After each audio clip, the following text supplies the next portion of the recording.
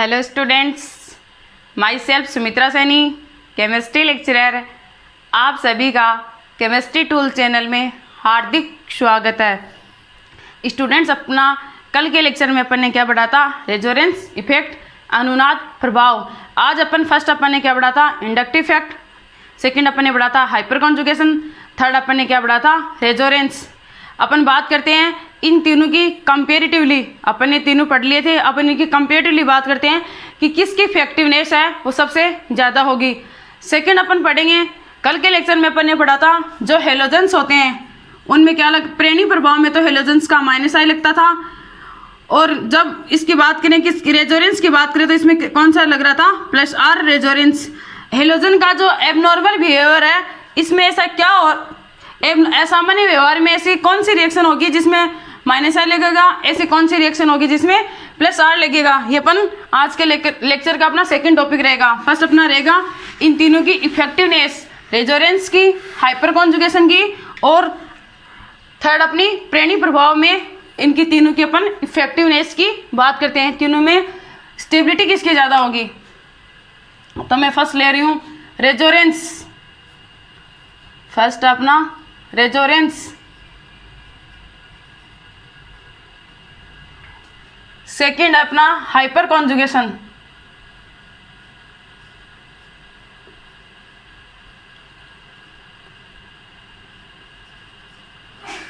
Hyper conjugation, resonance अनुनाद प्रभाव, hyper conjugation अतिसंयुग्मन प्रभाव। थर्ड अपन काम में लेंगे इंडक्टिव इफेक्ट।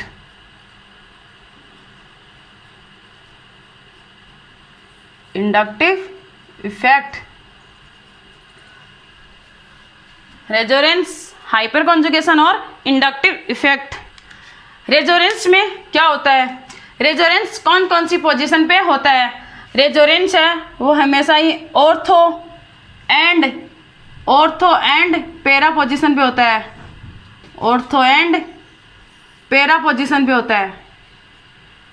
हाइपर कॉन्जुगेशन है अतिसंयुग्मन प्रभाव है, ये भी किस पे होता है? ऑर्थो एंड पैरा पोजीशन पे होता है। फर्स्ट अपन ने क्या पढ़ा था? रेजोनेंस।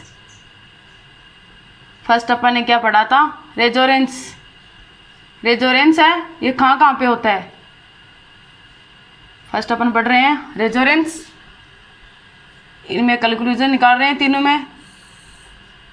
सेकंड अपन देख रहे हैं हाइपर कॉन्जुगेशन। थर्ड अपन देख रहे हैं इंडक्टिव इफेक्ट, प्रेरणी प्रभाव। तो रेजोनेंस है जो अनुनाद प्रभाव है ये ऑर्थो एंड पैरा पोजीशन पे होता है। हाइपर कॉन्जुगेशन है ये भी किस पे होता है? ऑर्थो एंड पैरा पोजीशन पे होता है। जो इंडक्टिव इफेक्ट है, प्रेरणी प्रभाव है, ये कौन कौन सी पोजीशन पे होता है? ये ऑर्थो पोजीशन पे।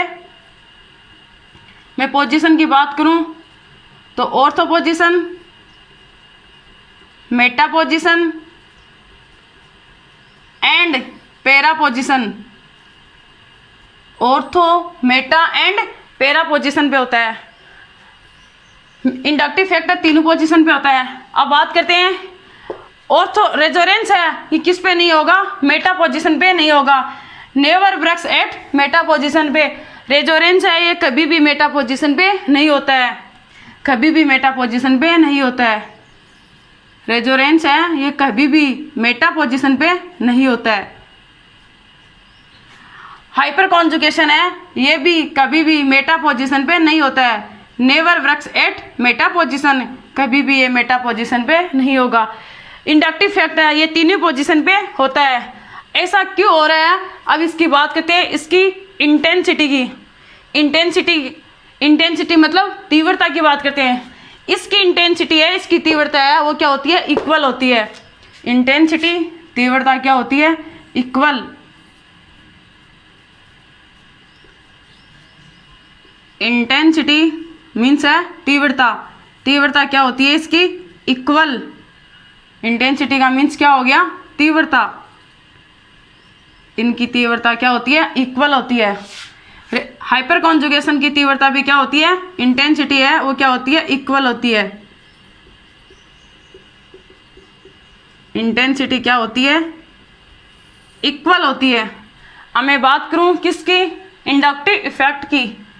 इंडक्टिव इफेक्ट में क्या होता है, इसकी जो इंटेंसिटी है वो क्या होती है, डिफरेंट होती है। इंटेंसिटी डिफरेंट, इंटेंसिटी क्या होगी, डिफरेंट होगी। क्यों होगी, इंटेंसिटी पर क्या किसका प्रभाव पड़ता है, डिस्टेंस से। इंटेंसिटी है सॉरी जो इंडक्टिव इफेक्ट है, जो प्रेरणिक प्रभाव है, ये किससे प्रभावित रहता है, ये डिस्टेंस से प्रभावित रहता है। प्रेरणिक प्रभाव हमेशा ही किससे प्रभावित रहता है, डिस्टेंस से प्रभावित होता है। जितनी ज़्यादा डिस्टेंस होगी प्रेरणिक प्रभाव उतना ही कम होगा। डिस्टेंस ज़्यादा, मैं बोल दूँ डिस्टेंस अगर जिसकी ज़्यादा प्रेरणिक प्रभाव कम होगा। डिस्टेंस क्या है, अगर डिस्टेंस ज़्यादा है, डिस्टेंस क्या है, ज़्यादा है, तो प्रेरणिक प्रभाव क्या होगा, कम। जितनी ज़्यादा डिस्टेंस प्रेरणिक प्रभाव उतना ही क्या होगा, कम होगा, प्रेरणिक प्रभाव डिक्रीज होगा।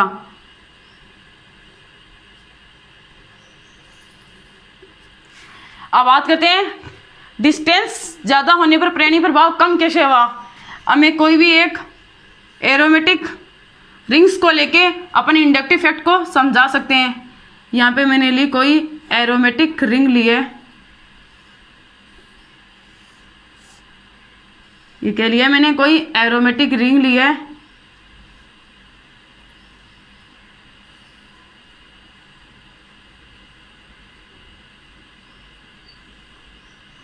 यहाँ पे कोई ग्रुप ऐड किया मैंने, जेड यहाँ पे कोई ग्रुप है, जेड यहाँ पे कोई ग्रुप है।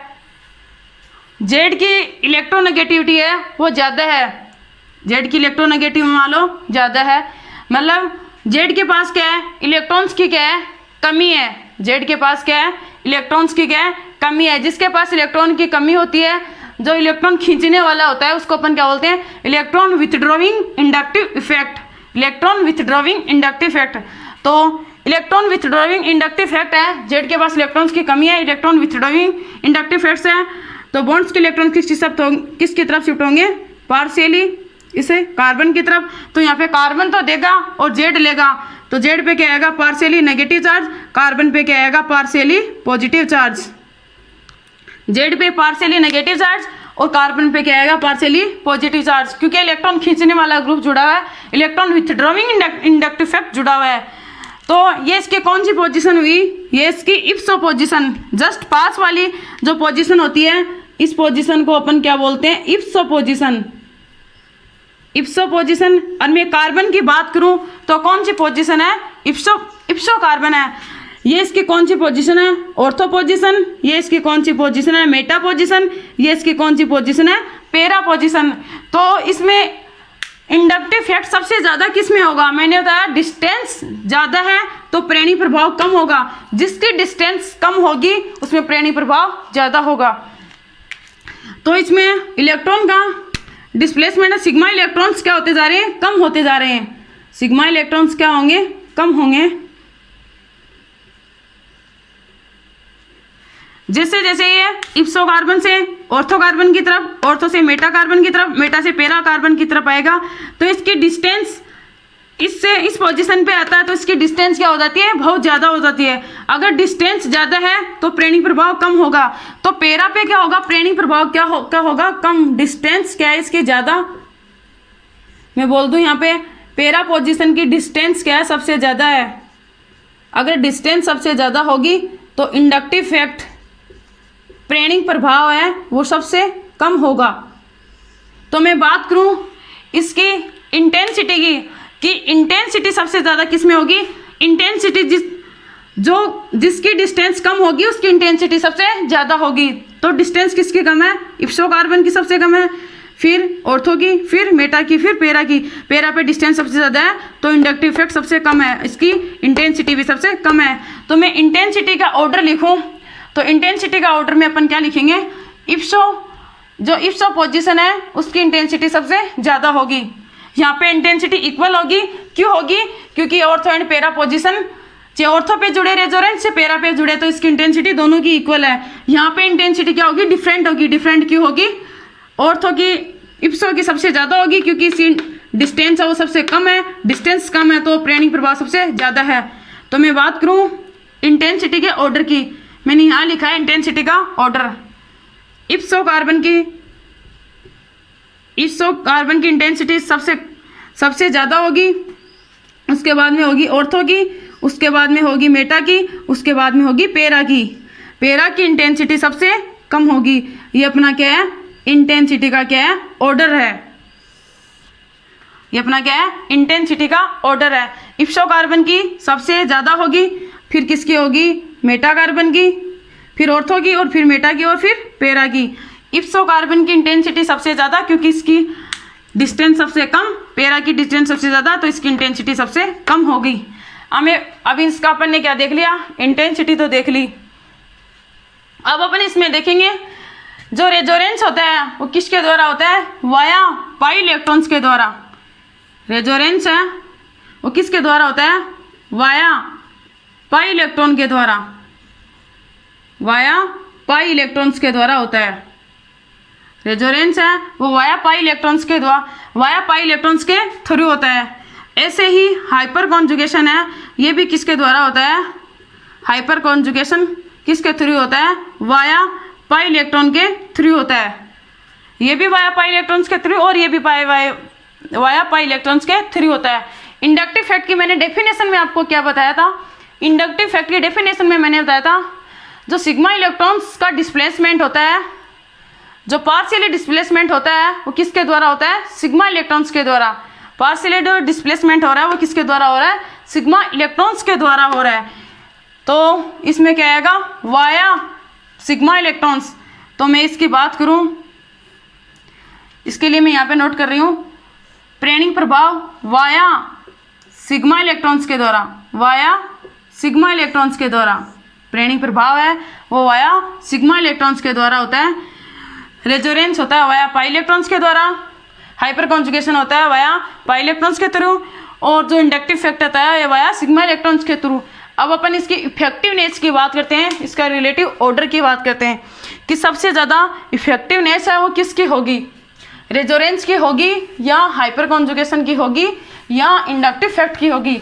अपन इसमें किसकी बात कर रहे हैं, अब इसकी इफेक्टिवनेस की।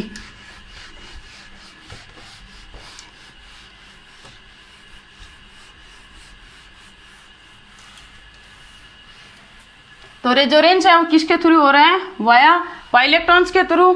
हाइपर कॉन्जुगेशन भी क्या हो रहा है, वाया पाई इलेक्ट्रॉन्स के थ्रू हो रहा है। और जो प्रेरणिक प्रभाव है ये किसके द्वारा हो रहा है, वाया सिग्मा इलेक्ट्रॉन्स के द्वारा।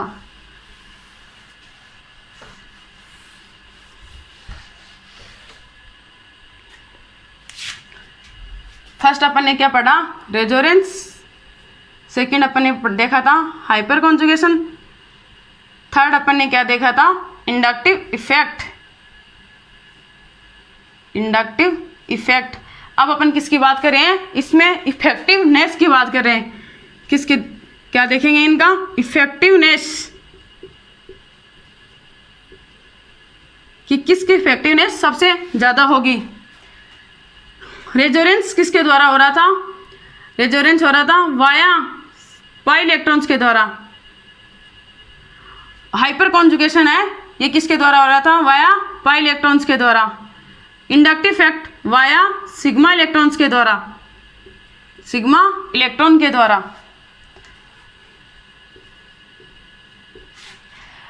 रेजोनेंस में अपन ने क्या देखा, रेजोनेंस कौन कौन सी पोजीशन पे होता है, ऑर्थो एंड, ये दोनों किस पोजीशन पे हो रहे थे, ऑर्थो एंड पेरा पोजीशन पे, ऑर्थो एंड पेरा पोजीशन पे, नॉट मेटा, मेटा पोजीशन पे नहीं होता है। ये किस पोजीशन पे हो रहा था, ये ऑर्थो एंड पेरा, ऑर्थो पेरा एंड मेटा पोजीशन पे, ऑर्थो पेरा एंड मेटा पोजीशन पे हो रहा था। तो ये दोनों किसके द्वारा हो रहे थे, पाई इलेक्ट्रॉन्स के द्वारा, पाई इलेक्ट्रॉन्स के द्वारा, ये सिग्मा इलेक्ट्रॉन्स के द्वारा। इंडक्टिव फैक्ट में प्रेरणिक प्रभाव में अपन ने क्या देखा था, प्रेरणिक प्रभाव में अपन ने देखा था कि जो प्रेरणिक प्रभाव है ये किस पे डिपेंड करता है, डिस्टेंस, नंबर और पावर पे। डिस्टेंस, नंबर और पावर। डिस्टेंस दूरी, नंबर और पावर मतलब सामर्थ्य पे डिपेंड करता है। इसमें डोमिनेट फैक्टर क्या था, डिस्टेंस था। जो डिस्टेंस सबसे ज़्यादा होगा इसके अपन अपने क्वेश्चन भी सॉल्व किए थे। डिस्टेंस डोमिनेट होता है, फिर नंबर और फिर पावर है। इसके बेसिस पे अपन ने जब इंडक्टिव फैक्ट पढ़ा था तब अपन ने क्वेश्चन भी सॉल्व किए थे।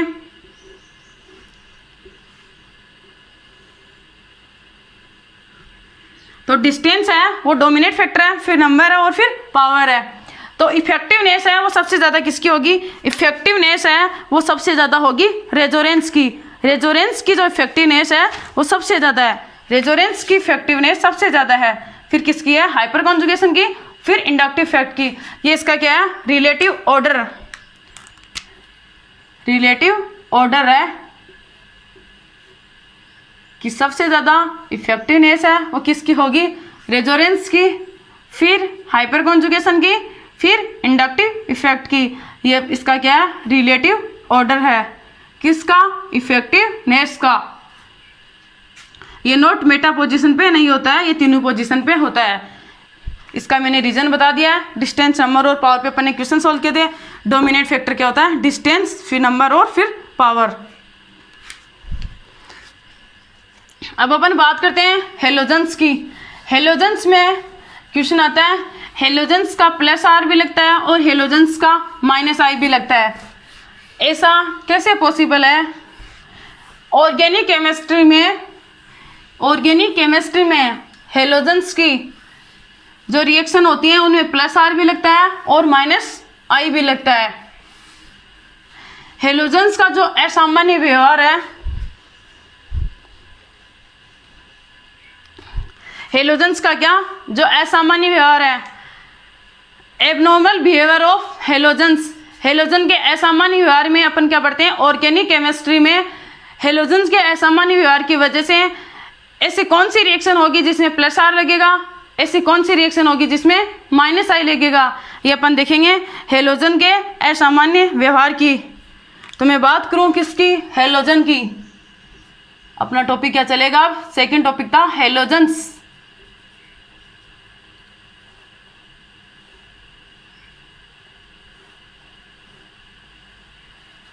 कि हेलोजेंस में ऐसे कैसे होता है जिसमें प्लस आर भी लगता है और माइनस आई भी लगता है। तो अपन इंडक्टिव फैक्ट की बात करें तो इंडक्टिव फैक्ट में तो क्या लगता है, इंडक्टिव फैक्ट में तो हेलोजेंस का क्या लगता है, माइनस आई। और रेजोनेंस में हेलोजेंस का क्या लगता है, इंडक्टिव फैक्ट में तो हेलोजेंस का क्या लगता है, माइनस आई। इंडक्टिव फैक्ट में हेलोजेंस का क्या लगता है, माइनस आई, और रेजोनेंस में क्या लगता है, प्लस आर। तो ये किसकी वजह से होता है, हेलोजेंस के एबनॉर्मल बिहेवियर की वजह से। तो मैं बात करूं एबनॉर्मल बिहेवियर ऑफ हेलोजन, अपना टॉपिक क्या रहेगा, एबनॉर्मल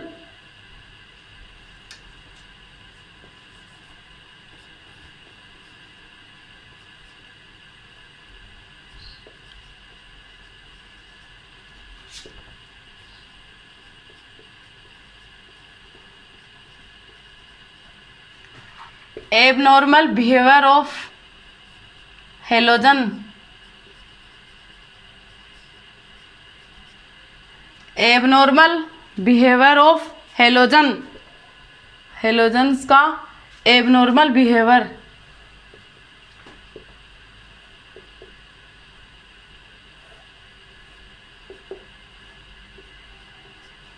एबनॉर्मल का मीन्स क्या है, असामान्य।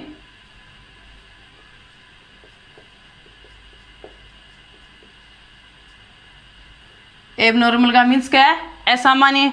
ये जो क्वेश्चन, ये जो अपना टॉपिक है ये बहुत ही इम्पोर्टेंट है board exam, BSc, MSc, NEET, NET, GATE के लिए। क्वेश्चन बहुत पर ब्रेन में आता है कि हेलोजेंस का प्लस आर कैसे लगता है और हेलोजेंस का माइनस आई कैसे लगता है। अपन रेजोनेंस की बात करें, रेजोनेंस में हेलोजेंस का क्या लगता है, रेजोनेंस में हेलोजन का क्या लगता है, प्लस आर लगता है। और इंडक्टिव इफेक्ट में हेलोजेंस का क्या लगता है, माइनस आई लगता है। इंडक्टिव इफेक्ट में हेलोजेंस का क्या लगता है, माइनस आई। इंडक्टिव इफेक्ट टू टाइप्स का होता है, प्लस आई और माइनस आई। हेलोजेंस में कौन सा लगता है, माइनस आई लगता है। रेजोनेंस में प्लस आर लगता है और इंडक्टिव इफेक्ट में माइनस आई लगता है। ऐसा क्यों लग रहा है? ये किसके बेसिस पे ऐसा लग रहा है जिसमें प्लस आर भी लग रहा हो और माइनस आई भी लग रहा हो? इसके लिए अपन कुछ केस पढ़ेंगे, उन केस में देखेंगे ऐसा कैसे पॉसिबल हो रहा है। इन केस को आप प्लीज ध्यान से समझना, बहुत ही इंपॉर्टेंट चीज़ है, वेरी वेरी इंपॉर्टेंट है। अपना केस है फर्स्ट। मैं केस फर्स्ट की बात करूं, केस क्या है? फर्स्ट। केस फर्स्ट क्या है? ध्यान से देखना। केस फर्स्ट को अपने देखते हैं।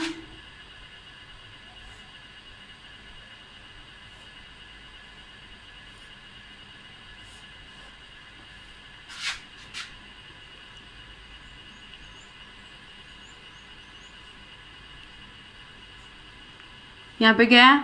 CS2 positive. ध्यान से देख समझना। सेकेंड लिया मैंने,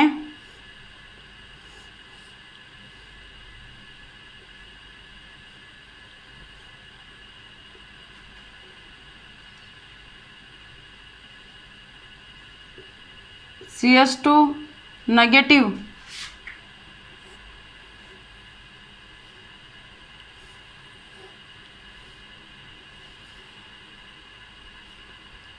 CS2 पॉजिटिव बेंजिल धनाइन, ये क्या? बेंजिल ऋणाइन। NH2 क्या है? एनिलीन। NH2 क्या होता है? एलिनिन। मैं किसकी बात करूं अब? फिनोल की। ये क्या है? फिनोल।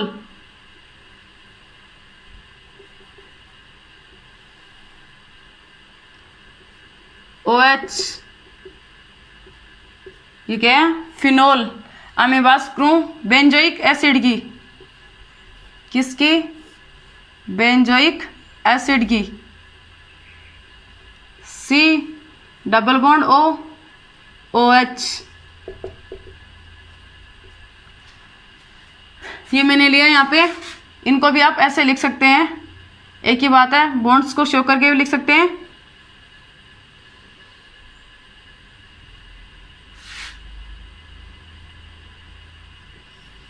ऐसे कैसे लिख रही हूँ, इसके लिए भी रीजन क्या है वो देखना। भी अपन बॉन्ड्स को भी शो कर सकते हैं और ऐसे रिंग्स में भी शो कर सकते हैं। तो यहाँ पे क्या लग रहा है? हेलोजन्स लग रहा है। यहाँ पे क्या लग रहे हैं? हेलोजन लग रहे हैं। इसका मीन्स है जो हेलोजन है ये ऑर्थो पोजीशन पे हो सकता है, मेटा पे भी हो सकता है, पेरा पोजीशन पे हो सकता है, सभी पोजीशन पे हो सकता है ये हेलोजन्स। यहाँ पे भी क्या लगे हुए हैं? हेलोजन्स। यहाँ पे भी क्या लगे हुए हैं? हेलोजन्स। इसका मीन्स है इन पोजीशन पे हेलोजन्स सभी पोजीशन पे लग रहा है। ऑर्थो पे भी लगेगा, मेटा पे भी लगेगा, पेरा पे भी लगेगा। ऑर्थो मेटा पेरा सभी पोजीशन पे लग रहा है हेलोजन्स। एक्स का मतलब है क्लोरीन, ब्रोमीन और iodine. X is equal to halogens. X is equal to, ध्यान से देखना, क्लोरीन भी हो सकता है, फ्लोरीन, फर्स्ट नंबर पे फ्लोरीन, सेकंड पे क्लोरीन, ब्रोमीन और आयोडीन। ध्यान से समझना स्टूडेंट्स, बहुत ही काम की बात है। फ्लोरीन, क्लोरीन और ब्रोमीन और आयोडीन। यहाँ पे मैं बात करूँ, क्वेश्चन आता है इनमें, इन सभी में पूछ लिया जाता है स्टेबिलिटी, बेसिक नेचर और एसिडिक नेचर। जैसे मैं इन दोनों की बात करूँ तो इन दोनों में क्या पूछा जाता है? स्टेबिलिटी,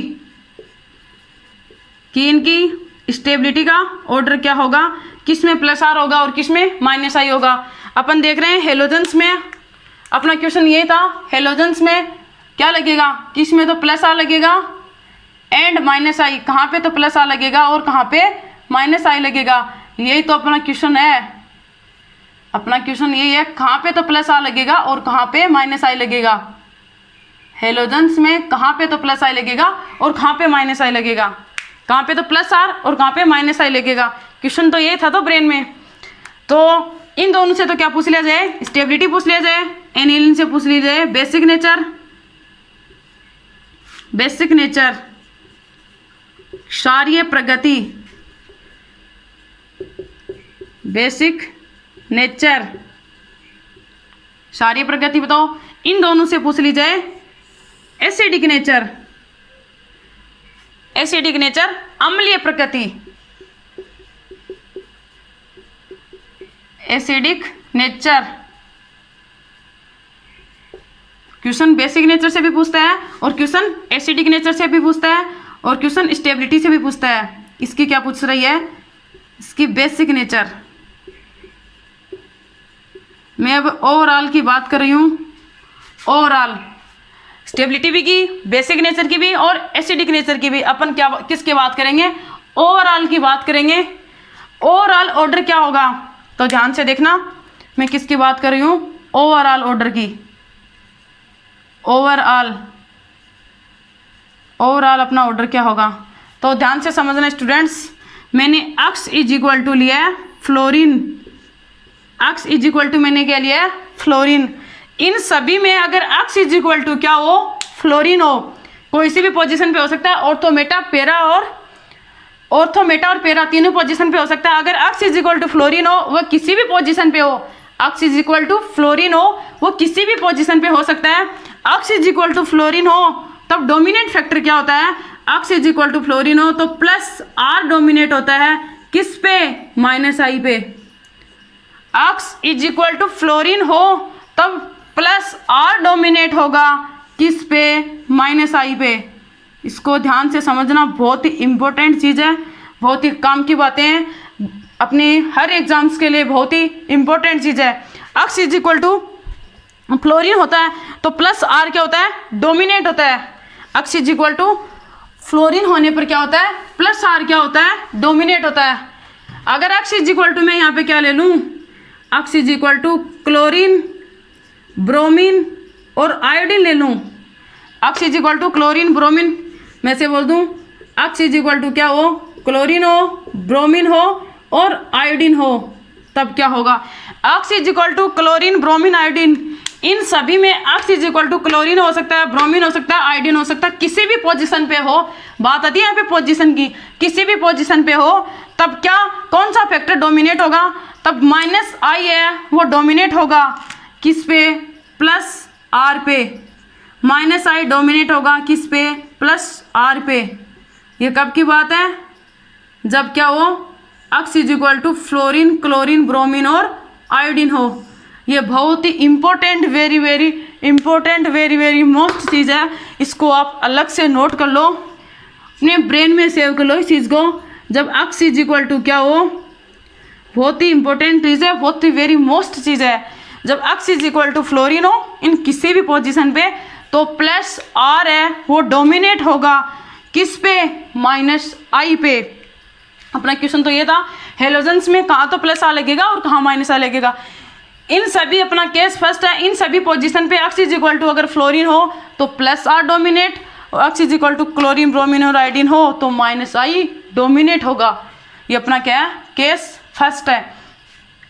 अपन ऐसे ही बात करते हैं केस सेकंड की, कि केस सेकंड में क्या होगा।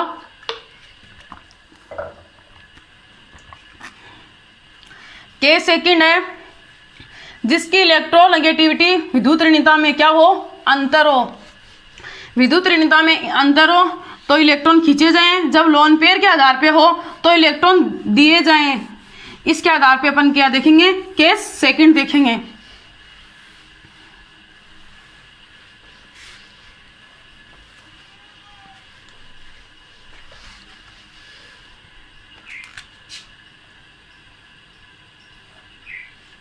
केस सेकंड है वो ध्यान से देखना।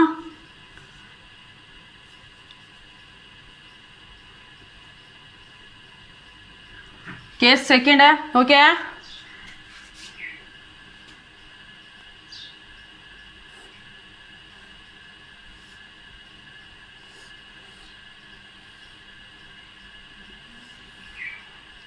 ये क्या है, एरिल हेलाइड। ये क्या है, एरिल हेलाइड। एरिल हेलाइड,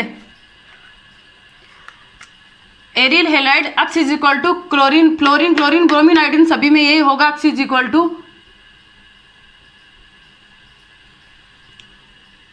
ये 2 कंडीशन में डिवाइड हो रहा है, ध्यान से देखना वो कौन कौन सी हैं।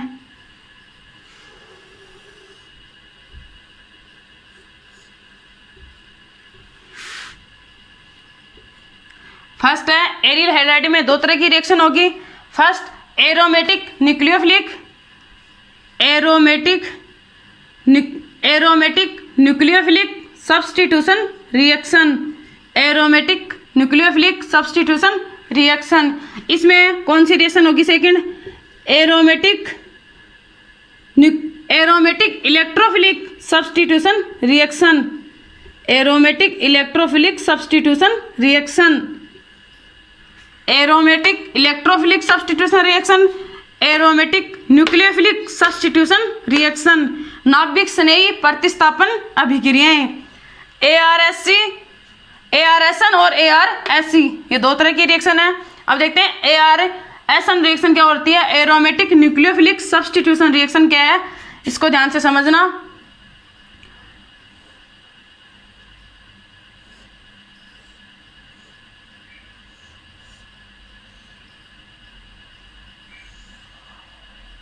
यहाँ पे क्या है? Halogen X is equal to क्या है? हेलोजन।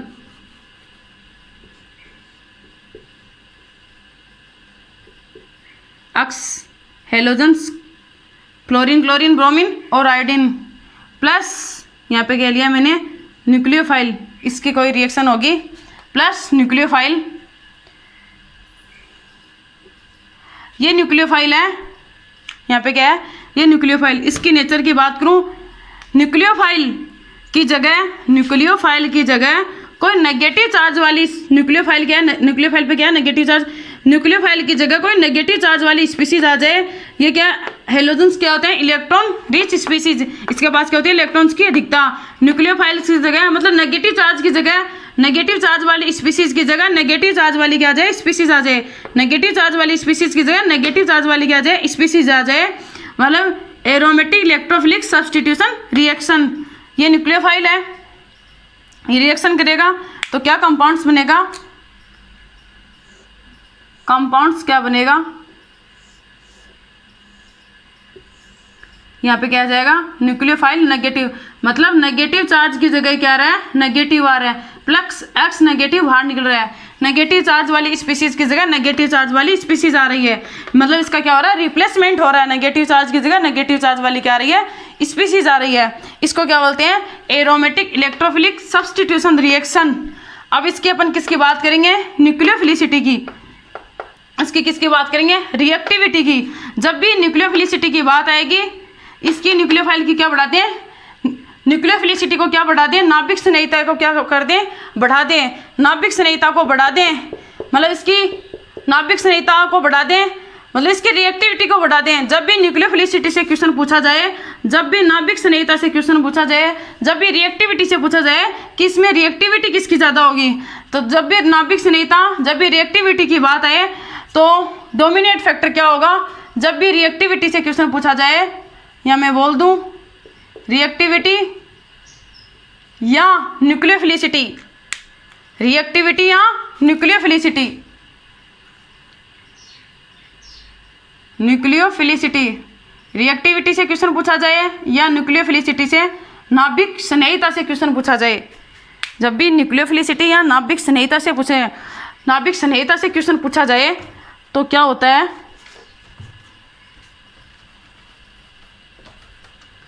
जब भी न्यूक्लियोफिलिसिटी या नाभिक स्नेहिता से क्वेश्चन पूछा जाए तो रिएक्टिविटी डोमिनेट होता है किस पे? -I पे। इसको आप अलग से नोट में लिख लेना। रिएक्टिविटी डोमिनेट होता है किस पे? -I पे। रिएक्टिविटी डोमिनेट होता है किस पे? -I पे। जब भी रिएक्टिविटी से क्वेश्चन पूछा जाए, जब भी न्यूक्लियोफिलिसिटी से क्वेश्चन पूछा जाए, जब भी नाभिक स्नेहिता से क्वेश्चन पूछा जाए तो क्या डोमिनेट होगा? -I है वो डोमिनेट होगा किस पे? +R पे। -I डोमिनेट होगा किस पे? +R पे। जब भी नाभिक स्नेहिता, मैं बोल दूं रिएक्टिविटी या क्रियाशीलता से क्वेश्चन पूछा जाए तो -I क्या होता है? डोमिनेट होता है किस पे? +R पे। नाभिक स्नेहिता से क्वेश्चन पूछा जाए reactivity is control by -I। Reactivity किससे कंट्रोल होती है? -I से कंट्रोल होती है। यहाँ पे लिख सकते हो आप reactivity is control by minus I. Reactivity किससे कंट्रोल होगी? नाभिक स्नेहिता या रिएक्टिविटी या क्रियाशीलता किससे कंट्रोल होगी? माइनस आई से। तो यहाँ पे माइनस आई है वो डोमिनेट होगा किस पे? प्लस आर पे। माइनस आई है, न्यूक्लियोफिलिसिटी से क्वेश्चन पूछा जा रहा है, तो न्यूक्लियोफिलिसिटी है वो डोमिनेट होगा किस पे? प्लस आर पे। माइनस आई डोमिनेट होगा किस पे? प्लस आर पे। ये अपन ने किस में देखा है? ARSN, aromatic nucleophilic substitution reaction. ऐसे ही अपन देखेंगे second ARSC, aromatic electrophilic substitution reaction. Second अपनी रिएक्शन कौन सी है? Aromatic electrophilic substitution reaction, ARSC।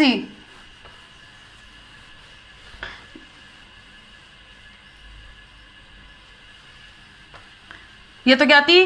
ARSN थी, और ये क्या होगी? ARSC। फर्स्ट अपन ने क्या देखा था? ARSN फर्स्ट वाली ये कौन सी थी? ARSN, aromatic nucleophilic substitution. Second थी अपनी ARSC, aromatic electrophilic substitution reaction. First अपन ने देखी थी ARSN। ARSN में क्या देखा था? मैं फिर से रिवाइज करती हूँ। एरिल हैलाइड की रिएक्शन थी, वो 2 टाइप्स की थी। फर्स्ट थी ARSN, aromatic electrophilic substitution reaction. Second थी ARSC, aromatic electrophilic substitution reaction. ARSN मतलब कोई क्या लिया था अपन ने? मैं उसको एक रिवाइज कर रही हूँ एक बार फिर से। ये क्या था? यहाँ पे क्या था? न्यूक्लियोफाइल। न्यूक्लियोफाइल की क्या कर दूँ मैं? नेगेटिव चार्ज वाली स्पीसीज से कोई नेगेटिव चार्ज वाली स्पीसीज आ रही है, तो यहाँ पे क्या आ रहा था? न्यूक्लियोफाइल नेगेटिव चार्ज की स्पीसीज, मतलब नेगेटिव चार्ज वाली स्पीसीज की जगह क्या आ रहा है? नेगेटिव चार्ज वाली स्पीसीज आ रही है। तो इसकी न्यूक्लियोफिलिसिटी को बढ़ा दूं, इसकी न्यूक्लियोफिलिसिटी को क्या कर दूं? बढ़ा दूं। अगर न्यूक्लियोफिलिसिटी रिएक्टिविटी की बात आती है जब भी, तो माइनस आई डोमिनेट होता है किस पे? प्लस आर पे। ये अपन ने किस में देखा है? ARSN में। अब देखेंगे अपन ARSC। फर्स्ट अपन ने क्या देखा था? ARSN। सेकेंड अपन देखेंगे ARSC। एरिल हैलाइड्स में 2 टाइप्स की रिएक्शन थी, aromatic nucleophilic substitution reaction, aromatic nucleophilic substitution और एरोमेटिक इलेक्ट्रोफिलिक सब्स्टिट्यूशन। तो अपन बात आती है ARSC की।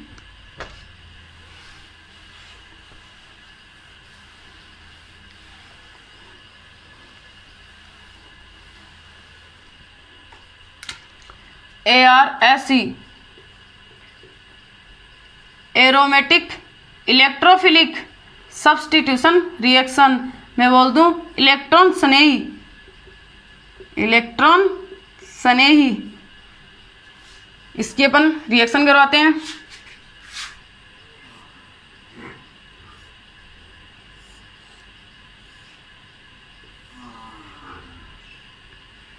यहाँ पे क्या है? हेलोजन पे क्या है? Lone pair. इसकी रिएक्शन किसके साथ करूँ? इलेक्ट्रोफाइल के साथ, इलेक्ट्रॉन स्नेही के साथ। तो क्या कंपाउंड बनेगा? ध्यान से देखना। इलेक्ट्रोफाइल्स के पास क्या होती है? इलेक्ट्रॉन्स की क्या होती है? कमी होती है। ये यहाँ पे किसका काम कर रहा है? न्यूक्लियोफाइल का। इलेक्ट्रोफाइल के पास क्या होती है? इलेक्ट्रॉन्स की कमी होती है। तो ये किससे रिएक्शन करेगा? जिसके पास इलेक्ट्रॉन की क्या हो? अधिकता हो, मतलब न्यूक्लियोफाइल से रिएक्शन करेगा। यह न्यूक्लियोफाइल है, ये किस पे डिपेंड करता है? इसकी न्यूक्लियोफिलिसिटी को क्या कर दूं? इंक्रीज कर दूं। तो इलेक्ट्रोफिलिसिटी पे क्या हो जाएगी? इंक्रीज हो जाएगी। इसकी न्यूक्लियोफिलिसिटी को क्या कर दूं मैं? इंक्रीज। न्यूक्लियोफिलिसिटी बोल दूं या मैं नाभिक स्नेहिता बोल दूं? न्यूक्लियोफिलिसिटी को क्या कर दें? इंक्रीज। न्यूक्लियोफिलिसिटी को क्या कर दें? बढ़ा दें। अगर न्यूक्लियोफिलिसिटी को बढ़ा देंगे तो इलेक्ट्रॉन्स ने इलेक्ट्रोफिलिसिटी भी क्या हो जाएगी? इंक्रीज हो जाएगी। तो ये इलेक्ट्रोफाइल है, ये किस पोजीशन पे टेक करेगा? ये इलेक्ट्रोफाइल है, ऑर्थो पोजीशन पे करेगा या पैरा पोजीशन पे करेगा? तो इससे अपन 2 प्रोडक्ट बनाएंगे, ortho product and para product.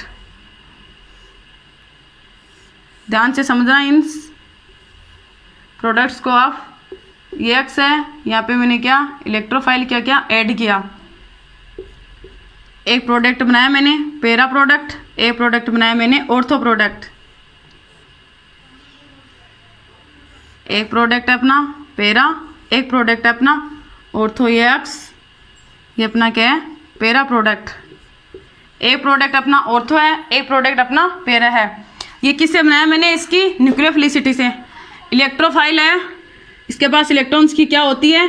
कमी होती है। जिसके पास इलेक्ट्रॉन्स की कमी होती है वो किससे रिएक्शन करेगा? जिसके पास इलेक्ट्रॉन की क्या हो? अधिकता हो। तो ये इस न्यूक्लियोफाइल की मैं क्या कर दूं? ये इलेक्ट्रोफाइल है, एक रिएक्शन में इलेक्ट्रोफाइल होता है, एक न्यूक्लियोफाइल है, तभी रिएक्शन कंप्लीट होती है। ये क्या है? न्यूक्लियोफाइल। इस न्यूक्लियोफाइल की मैं किस पे डिपेंड करती है? इसकी न्यूक्लियोफिलिसिटी पे डिपेंड करती है। इसकी न्यूक्लियोफिलिसिटी को क्या कर दूं मैं? इंक्रीज कर दूं। अगर अपन न्यूक्लियोफिलिसिटी की बात करें, रिएक्टिविटी की बात करें, मैंने बताया था जब भी न्यूक्लियोफिलिसिटी या रिएक्टिविटी से क्वेश्चन पूछा जाएगा, जब भी न्यूक्लियोफिलिसिटी या रिएक्टिविटी से क्वेश्चन पूछा जाएगा तब क्या डोमिनेट होगा? माइनस आई है वो डोमिनेट होगा, माइनस आई है वो डोमिनेट होगा किस पे? प्लस आर पे। तो अपना न्यूक्लियोफिलिसिटी से जब भी क्वेश्चन पूछा जाएगा तो क्या डोमिनेट होगा? माइनस आई डोमिनेट होगा। मैं बोल दूं रिएक्टिविटी कंट्रोल होती है किससे? माइनस आई से। ऐसे क्वेश्चन आता। ये इलेक्ट्रोफाइल है, जब ये न्यूक्लियोफाइल से रिएक्शन करेगा तो ये ऑर्थो पोजीशन पे करेगा या पैरा पोजीशन पे करेगा? ये कौन सी पोजीशन पे जुड़ेगा? इसके आधार पे अपन देखेंगे। हेलोजेंस के पास क्या है? लोन पेयर है। इस हेलोजेंस के पास भी क्या है? लोन पेयर है। इन सभी हेलोजेंस के पास क्या है? लोन पेयर है। इलेक्ट्रोफाइल है, ये न्यूक्लियोफाइल के साथ कौन सा प्रोडक्ट देगा? ये ऑर्थो पोजीशन पे जुड़ेगा या पैरा पोजीशन पे जुड़ेगा? इसी के बेसिस पे बताया गया है। हेलोजेंस के पास क्या होते हैं? लोन पेयर होते हैं। हेलोजेंस के पास क्या है? लोन पेयर होते हैं। लोन पेयर के आधार पे क्या होता है? लोन पेयर्स के पास क्या होती है? इलेक्ट्रॉन्स की क्या हो? अधिकता होती है। लोन पेयर के पास क्या होती है? इलेक्ट्रॉन्स की क्या अधिकता होती है? लोन पेयर के पास क्या होती है? इलेक्ट्रॉन्स की अधिकता। अधिकता होने के कारण ये इलेक्ट्रॉन दिए जा रहे हैं, इलेक्ट्रॉन दिए जा रहे हैं। इलेक्ट्रॉन क्या कर रहा है? डोनेट कर रहा है। इलेक्ट्रॉन दिए जा रहे हैं। मैं यहाँ पे इस रिंग्स को ओपन करके लिखूँ तो यहाँ पे क्या कर रहे हैं? इलेक्ट्रॉन्स को क्या कर रहे हैं? दिए जा रहे हैं। देने वाला हमेशा क्या होता है? Plus R resonance. देने वाला मैंने बताया था कल, देने वाला हमेशा क्या होता है? Plus R resonance. देने वाला हमेशा प्लस आर रेजोरेंस शो करता है। जब भी इसकी डायरेक्टिव इन्फ्लुएंस की बात की जाएगी, जब भी इसकी किसकी? डायरेक्टिव इन्फ्लुएंस की, मैं बोल दूं हेलोजेंस, एरियल हेलाइड्स में जब ARS से रिएक्शन होती है, जब भी किसकी बात की जाए? डायरेक्टिव इन्फ्लुएंस की। ध्यान से समझना क्वेश्चन को। डायरेक्टिव इन्फ्लुएंस, जब भी डायरेक्टिव इन्फ्लुएंस की बात की जाएगी तो क्या डोमिनेट होगा? प्लस आर डोमिनेट होगा। क्यों होगा? क्योंकि हेलोजेंस के पास क्या होते हैं? लोन पेयर होते हैं। लोन पेयर के पास क्या होती है? इलेक्ट्रॉन्स की अधिकता होती है। लोन पेयर देंगे तो देने वाला हमेशा क्या होता है? Plus R. जब भी डायरेक्टिव इन्फ्लुएंस की बात की जाएगी तो प्लस आर डोमिनेट होगा। ध्यान से देखना स्टूडेंट्स, किस पे? माइनस आई पे। प्लस आर है वो डोमिनेट होगा किस पे? माइनस आई पे। प्लस आर डोमिनेट है किस पे? माइनस आई पे। तो एरियल हेलाइड में ARS रिएक्शन में एरोमेटिक इलेक्ट्रोफिलिक सब्स्टिट्यूशन रिएक्शन प्रतिस्थापना विकिरण जब भी होंगी तो उसमें इलेक्ट्रोफाइल्स के पास इलेक्ट्रॉन्स की कमी, तो किससे रिएक्शन करेगा? न्यूक्लियोफाइल से। तो न्यूक्लियोफिलिसिटी की बात की जाएगी तो माइनस आई डोमिनेट होगा। जब इलेक्ट्रोफाइल किसके साथ जुड़ेगा? इलेक्ट्रोफाइल किसके साथ जुड़ेगा? ऑर्थो पोजीशन पे जुड़ेगा या पैरा पोजीशन पे जुड़ेगा? इसके आधार पे डायरेक्टिव इन्फ्लुएंस है, वो डायरेक्टिव इन्फ्लुएंस में कौन डोमिनेट होगा? प्लस आर पे। इलेक्ट्रोफाइल कहाँ जुड़ेगा? इलेक्ट्रोफाइल, ये किसके बेसिस पे बताया? इलेक्ट्रोफाइल कहाँ जुड़ेगा? इलेक्ट्रोफाइल है वो कहाँ जुड़ेगा? इसके बेसिस पे क्या बताया? Directive influence. डायरेक्टिव इन्फ्लुएंस में प्लस आर डोमिनेट होगा किस पे? माइनस आई पे। डायरेक्टिव इन्फ्लुएंस में कौन डोमिनेट होगा? प्लस आर डोमिनेट होगा किस पे? माइनस आई पे।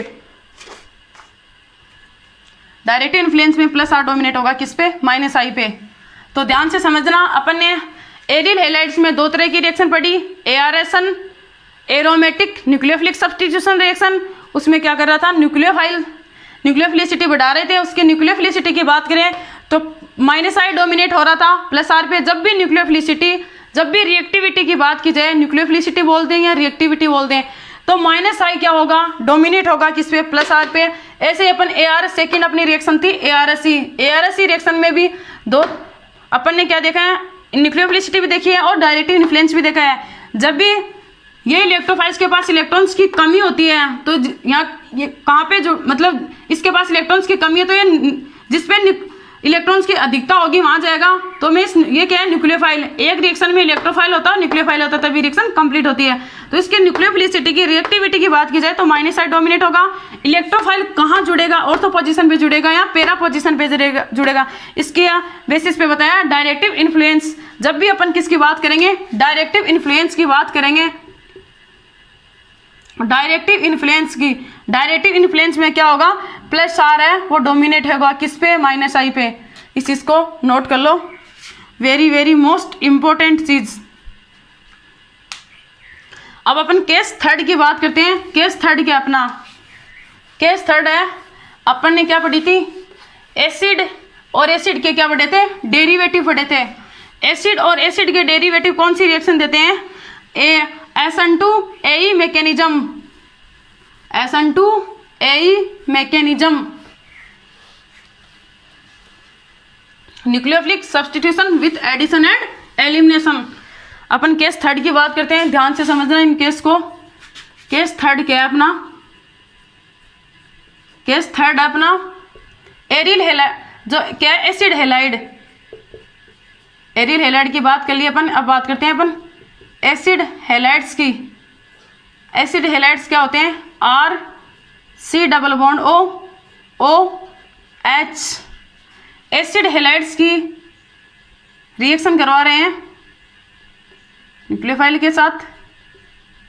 एसिड हैलाइड्स की रिएक्शन किसके साथ करवा रहे हैं, न्यूक्लियोफाइल के साथ। तो OH नेगेटिव रिमूव हो जाएगा, क्या यहाँ पे क्या जुड़ जाएगा, न्यूक्लियोफाइल नेगेटिव जुड़ जाएगा। एसिड हैलाइड्स की बात करें, सॉरी यहाँ पे X आएगा, एसिड हैलाइड लिया अपन ने तो यहाँ पे क्या जुड़ेगा, RC≡O। एसिड या एसिड हैलाइड्स के डेरिवेटिव लिए हैं तो यहाँ पे क्या आएगा, nucleophile negative plus X negative. Negative charge वाली स्पीसीज की जगह नेगेटिव चार्ज वाली स्पीसीज आ रही है। एसिड हैलाइड्स की रिएक्शन कौन से मैकेनिज्म के द्वारा होती है, SN2AE मैकेनिज्म। इस मैकेनिज्म जो इसकी क्रियाविधि थी ये मैंने पीछे के लेक्चर में आपको बता दिया था, nucleophilic substitution with addition and elimination reaction, SN2AE mechanism. जो एसिड हैलाइड्स वाली रिएक्शन है ये क्या है, न्यूक्लियोफाइल की क्या कर दूं मैं, न्यूक्लियोफिलिसिटी को क्या कर दूं, इंक्रीज कर दूं। इसके न्यूक्लियोफिलिसिटी को इंक्रीज करेंगे, ये क्या है न्यूक्लियोफाइल, ये कौन सी पोजीशन है, इलेक्ट्रोफिलिक साइड, मतलब ये कौन सी पोजीशन है, इलेक्ट्रोफिलिक पोजीशन है। इसके क्या करते हैं, इलेक्ट्रोफिलिसिटी को क्या करते हैं, इंक्रीज कर दें। इसकी इलेक्ट्रोफिलिसिटी को क्या कर दें, इंक्रीज कर दें। तो इसकी इलेक्ट्रोफिलिसिटी किससे इंक्रीज होगी, इस न्यूक्लियोफाइल से। तो मैं बोल दूं इलेक्ट्रोफिलिसिटी किससे इंक्रीज होगी, न्यूक्लियोफाइल से इंक्रीज होगी। इसकी नाभिक स्नेहिता क्या हो जाए, इंक्रीज हो जाए। किससे हो रही है, न्यूक्लियोफाइल से। जब भी न्यूक्लियोफिलिसिटी की बात करें, जब भी रिएक्टिविटी की बात करें, जब भी न्यूक्लियोफिलिसिटी की बात करें या रिएक्टिविटी की बात करें तो क्या डोमिनेट होगा है, माइनस आई है वो डोमिनेट होता है किस पे, प्लस आर पे। माइनस आई डोमिनेट होगा किस पे, प्लस आर पे। ये अपना क्या है, केस थर्ड है। तो अपन देख रहे हैं रिएक्टिविटी की जब भी बात कर रहे हैं तो माइनस आई डोमिनेट हो रहा है किस पे, प्लस आर पे। ऐसे ही अपन क्या देख रहे हैं, केस फोर्थ देख रहे हैं। केस फोर्थ क्या है, एल्किल की रिएक्शन किसके साथ करवाएं, किसी इलेक्ट्रोफाइल्स के साथ करवाएं।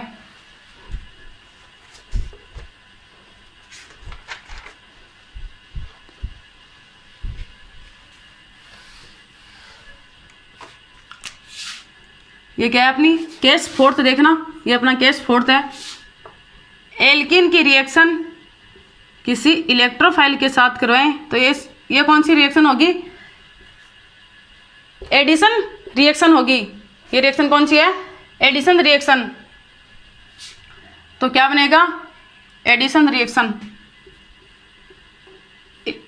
Addition reaction.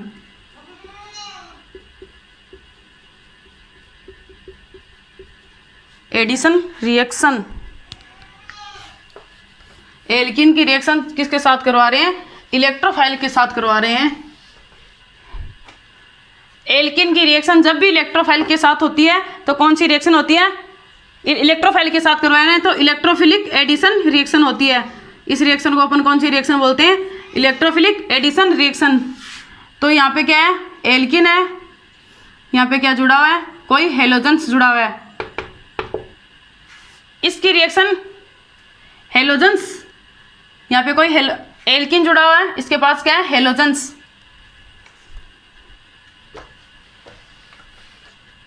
हेलोजेंस इसकी रिएक्शन में किसके साथ करवाऊँ? इलेक्ट्रोफाइल के साथ करवाऊँ, इलेक्ट्रोफाइल के साथ करवाऊँ। अब क्वेश्चन आता है ब्रेन में, इसके बेसिस पे ये रिएक्शन भी किस में हो रही है? इसकी भी दो कंडीशन है। कौन कौन सी कंडीशन है वो ध्यान से देखना। एल्किल रिएक्शन इलेक्ट्रोफाइल के साथ करवाए तो electrophilic addition reaction. Alkyl halides लिया मैंने, यहाँ पे एल्किल हैलाइड्स, इसकी रिएक्शन इलेक्ट्रोफाइल के साथ करवा रहे हैं तो ये भी दो कंडीशन में डिवाइड होगी। कौन सी है वो दो कंडीशन? ये इलेक्ट्रोफाइल है, ये कहाँ पे जुड़ेगा? इलेक्ट्रोफाइल कहाँ पे जुड़ेगा? इसके बेसिस पे मैंने क्या बताया था? Directive influence, directive influence, directive influence. Electrophile कहाँ पे जुड़ेगा? इसके बेसिस पे मैंने क्या बताया था? Directive influence. इलेक्ट्रोफाइल्स कहाँ पे जुड़ेगा? इसके पास मैंने कहा हेलोजेंस के पास क्या होते हैं? लोन पेयर होते हैं। लोन पेयर की वजह से हेलोजेंस के पास क्या है? Lone pair. लोन पेयर की वजह से क्या हो रहा है? हेलोजेंस के पास क्या है? लोन पेयर है। तो लोन पेयर क्या है? लोन पेयर के पास क्या होती है? इलेक्ट्रॉन्स की अधिकता। तो ये लोन पेयर इधर की तरफ शिफ्ट, इस एल्किन पे क्या आएगा? Negative charge. तो अपने को श्योर पता चल गया कि इलेक्ट्रोफाइल इस नेगेटिव चार्ज के पास जुड़ेगा। इलेक्ट्रोफाइल के बाद इलेक्ट्रॉन्स की कमी है, नेगेटिव चार्ज मतलब यहाँ पे इलेक्ट्रोफाइल जुड़ेगा। तो डायरेक्टिव इन्फ्लुएंस की बात करें तो डोमिनेट फैक्टर क्या होता है? डायरेक्टिव इन्फ्लुएंस की बात करें तो डोमिनेट फैक्टर होता है प्लस आर डोमिनेट होता है। इलेक्ट्रॉन्स दे रहे हैं, देने वाला हमेशा क्या होता है? Plus R resonance. किसकी बात कर रहा है यहाँ पे? डायरेक्टिव इन्फ्लुएंस की बात कर रहा है।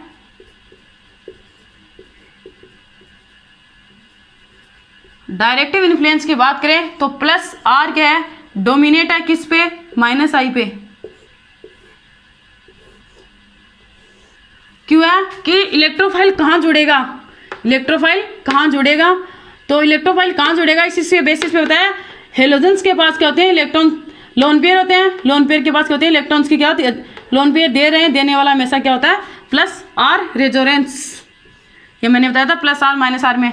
अब आती है ये क्या है? इलेक्ट्रोफाइल्स। तो ये क्या है? न्यूक्लियोफाइल। न्यूक्लियोफाइल के पास क्या होती है? ये क्या है? न्यूक्लियोफाइल। न्यूक्लियोफाइल के पास क्या होती है? न्यूक्लियोफाइल इसकी क्या कर दूं मैं? ये किस पे डिपेंड करता है? न्यूक्लियोफिलिसिटी पे। इसकी न्यूक्लियोफिलिसिटी में क्या कर दूं? इंक्रीज कर दूं। न्यूक्लियोफिलिसिटी का मीन्स क्या हो गया? मैं यहाँ पे लिख देती हूँ इसको। इसकी क्या कर दें? सेकेंड कंडीशन में न्यूक्लियोफिलिसिटी क्या कर दें? इसको सेकेंड कंडीशन में लिखेंगे। न्यूक्लियोफाइल की न्यूक्लियोफिलिसिटी को क्या कर दें? इंक्रीज। न्यूक्लियोफिलिसिटी को क्या कर दें? बढ़ा दें। अगर न्यूक्लियोफिलिसिटी को बढ़ाएंगे तो क्या होगा? जब भी न्यूक्लियोफिलिसिटी या रिएक्टिविटी की बात करेंगे तो क्या डोमिनेट होता है? माइनस आई डोमिनेट होता है किस पे? प्लस आर पे। तो अपन ने सभी केस में क्या देखा? जब भी न्यूक्लियोफिलिसिटी की बात कर रहे हैं तो माइनस आई क्या हो रहा है? डोमिनेट हो रहा है किस पे? प्लस आर के। जब भी डायरेक्टिव इन्फ्लुएंस की बात कर रहे हैं कि इलेक्ट्रोफाइल कहाँ जुड़ेगा तब क्या डोमिनेट होता है? प्लस आर, क्योंकि यहाँ पे लोन पेयर्स दे रहे हैं, देने वाला हमेशा क्या होता है? Plus R resonance. ये रिएक्शन भी टू टाइप्स की होती है, डायरेक्टिव इन्फ्लुएंस और न्यूक्लियोफिलिसिटी। यहाँ पे इसकी न्यूक्लियोफिलिसिटी को बढ़ा दें तो डोमिनेट फैक्टर क्या है? माइनस आई होगा। डोमिनेट किस पे? प्लस आर पे। तो मैंने आपको बताया था हेलोजेंस का असामान्य व्यवहार। फर्स्ट केस था अपना जो बेंजिल धनायन, एमीन, एलिनिन जो भी मैंने लिया आपको, बेंजोइक एसिड, उन पे stability, acidic nature, basic nature की बात कर रहा था। तो अक्स बराबर फ्लोरीन ले तो minus I dominate, plus R fluorine ले तो प्लस आर डोमिनेट था माइनस आई पे। क्लोरीन, ब्रोमीन, आयोडीन की बात करें तो माइनस आई डोमिनेट था। सेकंड केस लिया था अपन एरियल हैलाइड्स। एरियल हैलाइड्स की इसमें दो तरह की रिएक्शन होती हैं, ARSN और ARSC। Aromatic nucleophilic substitution reaction, aromatic electrophilic substitution reaction. ARSN में तो क्या हो रहा था? न्यूक्लियोफिलिसिटी पूछ रहा था। ARSN में तो क्या पूछी थी? न्यूक्लियोफिलिसिटी। और ARSC में दो तरह की रिएक्शन हुई थी, डायरेक्टिव इन्फ्लुएंस और न्यूक्लियोफिलिसिटी। जब भी न्यूक्लियोफिलिसिटी की बात करता है तो माइनस आई डोमिनेट होगा किस पे? प्लस आर पे। जब भी अपने डायरेक्टिव इन्फ्लुएंस की बात करता है तो प्लस आर डोमिनेट होता है किस पे? माइनस आई पे। थर्ड केस अपन ने क्या पढ़ा था? थर्ड केस अपन ने पढ़ा था, ये अपना क्या था, फोर्थ केस। थर्ड केस में अपन ने पढ़ा था वो एसिड हेलाइड्स की रिएक्शन। एसिड हेलाइड्स की रिएक्शन में कौन सी मैकेनिज्म हो रही थी, एसिड एंड एसिड डेरिवेटिव, अम्ल एवं अम्ल के उत्पन्न में SN2A मैकेनिज्म हो रही थी। उसमें भी न्यूक्लियोफिलिसिटी की बात करा तो माइनस आई डोमिनेट होता है किस पे, प्लस आर पे। अपन ने फोर्थ केस की बात करी, एल्किन की रिएक्शन में इलेक्ट्रोफाइल के साथ करवाऊँ तो कौन सी रिएक्शन होगी, इलेक्ट्रोफिलिक एडिशन रिएक्शन। ये इसमें भी दो तरह की कंडीशन है, डायरेक्टिव इन्फ्लुएंस और इलेक्ट्रोफाइल। इलेक्ट्रोफाइल कहाँ जुड़ेगा, इसके बेसिस पे डायरेक्टिव इन्फ्लुएंस, लोन पेयर अक्ष के पास लोन पेयर है, इसकी वजह से प्लस आर रेजोनेंस शो कर रहा है, इलेक्ट्रॉन्स दे रहा है। तो डायरेक्टिव इन्फ्लुएंस की बात करें तो ओवरऑल बात यही है, जब भी न्यूक्लियोफिलिसिटी की बात करें तो माइनस आई डोमिनेट होगा, और जब भी डायरेक्टिव इन्फ्लुएंस की बात करें तो प्लस आर डोमिनेट होगा। ये अपना क्या है, हेलोजेंस का असामान्य व्यवहार। अपने जो रेजोनेंस था उनमें कम रेजोनेंस, हाइपर कॉन्जुगेशन और इंडक्टिव इफेक्ट में क्या कर ली थी, कंपेरेटिवली बात कर ली थी। हेलोजेंस में प्लस आर रेजोनेंस कहाँ लगेगा और माइनस आई इंडक्टिव इफेक्ट कहाँ लगेगा। ये हेलोजेंस के असामान्य व्यवहार में अपन ने पढ़ा, इसमें अपन ने फोर्थ केस पढ़े, वो मैंने आपको 1 बाय 1 करके बता दिए।